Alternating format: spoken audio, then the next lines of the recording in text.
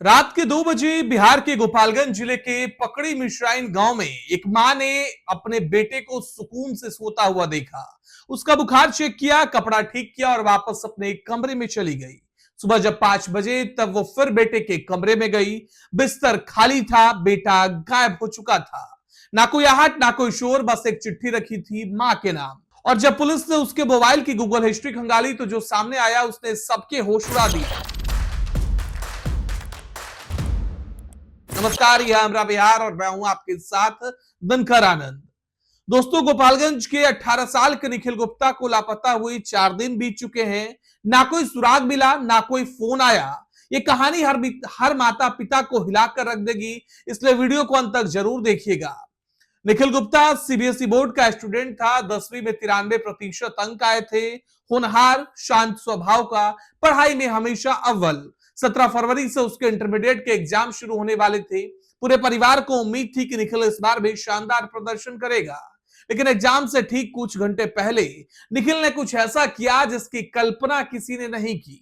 निखिल के पिता पैरालिसिस से पीड़ित हैं, चल फिर नहीं पाते। ऐसे में घर की जिम्मेदारी का बड़ा सहारा निखिल ही था। 16 फरवरी सोमवार की रात मौसम बदलने की वजह से निखिल की तबीयत 2 दिनों से खराब चल रही थी। शाम को मां ने उसे दवाई लेने बाहर भेजा। रात 9 बजे मां रीता देवी ने अपने हाथों से बेटे को खाना खिलाया। निखिल ने सिर्फ एक रोटी खाई, दवाई दी गई और 10 बजे निखिल अपने कमरे में सोने चला गया। लेकिन वो सोया नहीं था दोस्तों। रात 10 बजकर 15 मिनट निखिल ने अपने मोबाइल पर गूगल खोला और टाइप किया एक ऐसा सवाल जो किसी भी माता पिता की रूह कपा दे।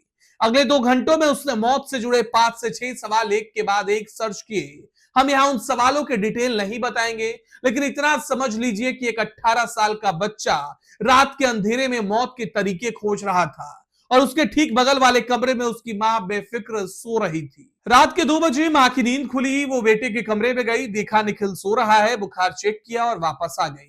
रात 3 बजे के करीब दरवाजा खुलने की आवाज आई। मां ने सोचा कोई बाथरूम जाने उठा होगा। उन्होंने ज्यादा ध्यान नहीं दिया। सुबह 5 बजे जब मां बेटे को एग्जाम के लिए उठाने गई, कमरा खाली था, बिस्तर पर सिर्फ एक चिट्ठी रखी थी।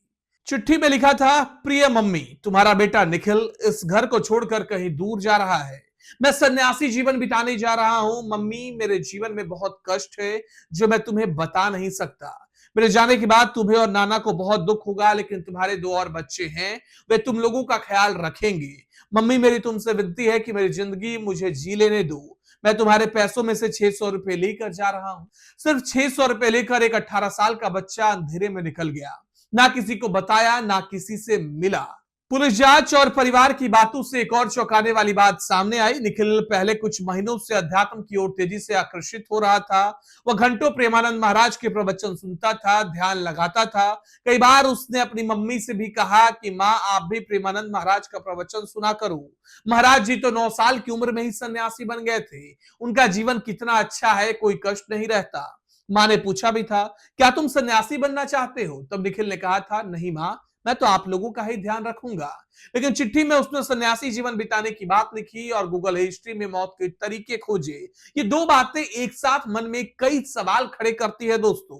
परिवार उसी दिन थाने पहुंचा, लेकिन पुलिस ने कहा कि 24 घंटे रुकिए, जवान लड़का है, लौट आएगा। लेकिन निखिल नहीं लौटा। अगले दिन 18 फरवरी को एफआईआर दर्ज हुई। पुलिस ने रेलवे स्टेशन, बस स्टैंड, आसपास के इलाकों के सीसीटीवी खंगालने शुरू किए, लेकिन निखिल का कोई सुराग नहीं मिला। ऑटो चालक से पूछताछ हुई, जिसने बताया कि सुबह करीब 4 बजे निखिल उसके ऑटो में बैठा और यूपी की तरफ चला गया। निखिल का घर यूपी बिहार सीमा पर है, इसलिए उत्तर प्रदेश पुलिस से भी संपर्क किया जा रहा है। बता दें कि निखिल बचपन से शांत लड़का था, ज्यादा किसी से बात नहीं करता था। 10वीं में 93% लाया था। 4 दिन हो गए, वो कहीं नहीं मिल रहा। पुलिस ने उसके फोन की गूगल हिस्ट्री खंगाली है, उसमें से बहुत कुछ सामने आया है। 4 दिन बीत चुके हैं, निखिल कहां है, किस हाल में है, किसी को नहीं पता। एक मां अपने बेटे की राह देख रही है।